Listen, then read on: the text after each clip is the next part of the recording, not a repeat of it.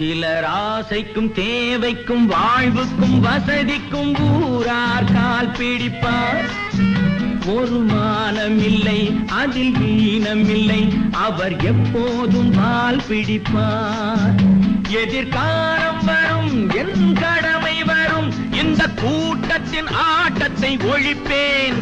பொது நீதியிலே புது பாதையிலே வரும் நல்லோர் முகத்திலே விழிப்பேன். வரும் நல்லோர் முகத்திலே விழிப்பேன்.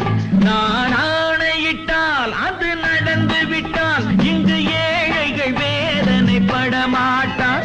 உயிர் உள்ளவரை ஒரு துன்பமில்லை, அவர் கண்ணீர் கடலிலே விழமாட்டார். அவர் கண்ணீர் கடலிலே விழமாட்டார்.